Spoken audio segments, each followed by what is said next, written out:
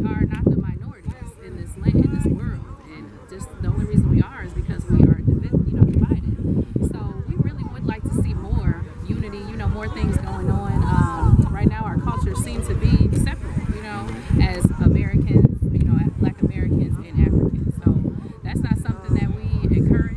It's something we definitely would like to address. We would love to see more of our people. A lot of our things and our thought processes and what we recognize to be truths are going back to our African roots. And so with that, we would just love to still have more unity. Have you identified some African organizations that you want to talk to? We have gone to, now we're not quite at our second year, so we definitely haven't put in as much work in this area as we like. It's just growing so fast. Things are so explosive. We really are out here 7 days a week doing something on each of those days. So I can say that we haven't put forth the due diligence, but we have encountered some things with our Hood to Hood program where we go door to door.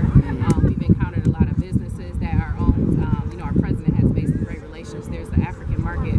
Forgive me, I'm probably going to get the location wrong. It's I know it's here on the west side, but don't let me even try to butcher the location. But it's a lot of authentic products there. People can come and sell things there, so we made lots of connections that way on a smaller scale. I've gone to some African student union events at Wayne State where I've reached out to some of our brothers and sisters there. So we've done some light things as part of what we're doing anyway, but we haven't done. We can do more. What kind of ideal situation you want to see? You create this organization because of something. What is that ideal for? We want to liberate the zone. We want a place somewhere in the city that can be the model for more places in the city and then across the country where we can have a liberated zone. We, since the segregation years have ended, don't have much ownership as Black people in this country. That's primarily true here in Detroit, where we have prime real estate that goes for cheap and we don't own any of it. In our communities, we don't own the houses, we tend to rent them. We don't own the stores on the corner. We have a lot of Arab and Chaldean ownership. We have all of our women's, beauty products, and supplies, and clothing stores are owned by outside races. And so we want a place where we can come and do like every other, group does, where you have Southwest, where it's Mexican town, and nobody looks at that like a hateful city. That's not a, hateful thing because there's Mexican town. That's just some place where people of a culture want to preserve their culture while sharing it with the outside world and making sure that it's beneficial for them. So we want the same thing for Black people. There's always a little Italy, a Chinatown, wherever you go. But the only place that Black people are allowed to have is the ghetto. But I've been here for a long time, meaning around 19, 20 years. And I know that Detroit being managed or taken care of by a Black mayor. And now you have a white mayor and things are start changing. Is that we can't rule ourselves? We cannot manage ourselves well? What's going on? Well, I think we have issues, just like every other group, that have caused a lot of the problems with management. But at the same time, the white mayor now that's in office, I feel like the same power structure has been in place that has been behind the scenes. So the face of the mayor may have changed, but the people making decisions haven't really changed much. So that still comes from people who have had plans for years for Detroit that did not include Black people. So now that this mayor is in place and some more things are happening, they are able to make strides. But even Kilpatrick, a lot of these things we see now were his ideas, were part of his plans for 30-year Detroit.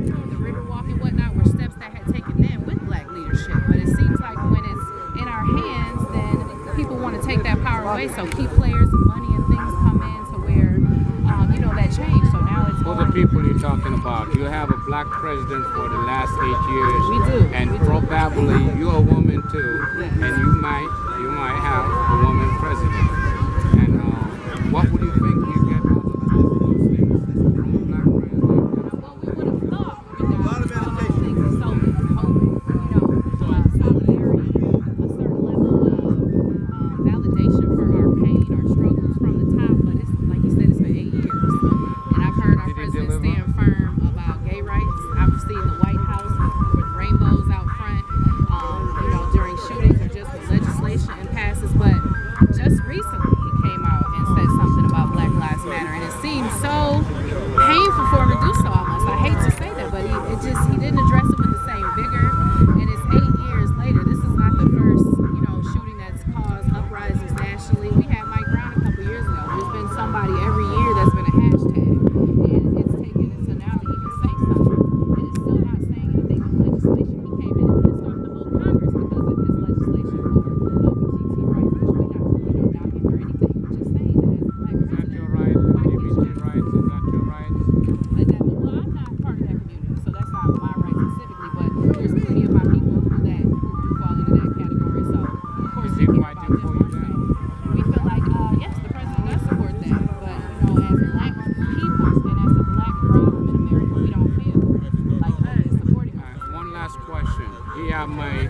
might have 6 months to go. What do you want to see him accomplish for you that's going to change the black people's life and the African American life right here in America and in Detroit? In America and in Detroit, we would like to see legislation to hold police officers accountable, to hold not just police officers but judges. We hear a lot of times about judges who get caught up in scandals where they've been purposely putting black lives behind bars because it equals money.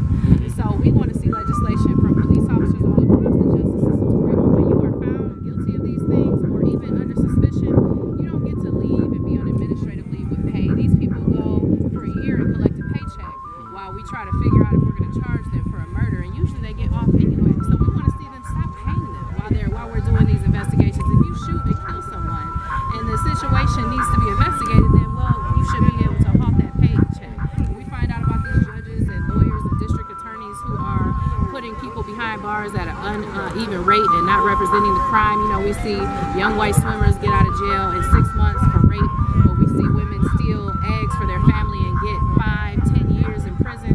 We want to start seeing people held accountable at a national level. Let the president speak out about that. During his last 6 months, he doesn't have anything left to lose.